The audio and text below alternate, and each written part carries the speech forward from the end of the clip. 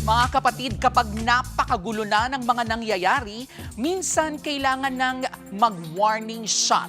Madalas po natin yang marinig sa pelikula at sa mga raid. Pero teka, saan nga ba nagsimula ang warning shot? At legal ba yan? Ang warning shot ay ang pagpapaputok ng baril, hindi para tamaan ang tao, kundi para magbigay ng babala. Kadalasan, pinapaputok ito sa ere o sa lupa para pigilan ang kaguluhan o takutin ang posibleng umatake.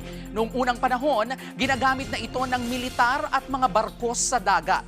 Kapag may paparating na sasakyang dagat na ayaw pong huminto, nagpapaputok muna ng warning shot bago umatake ng tuluyan.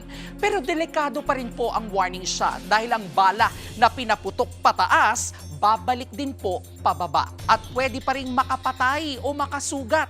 Sa Pilipinas, hindi po basta-basta pinapayagan ang warning shot.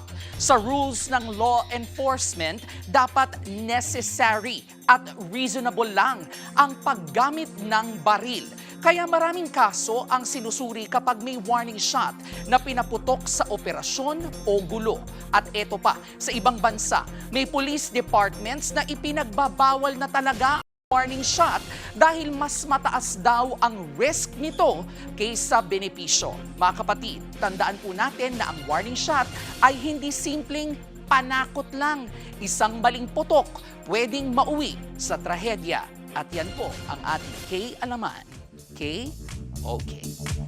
Mga kapatid, Jervy Wrightson po. Eto na nga. Para sa latest showbiz news at iba pang K-Alaman, mag-follow at mag-subscribe na sa social media pages ng News 5.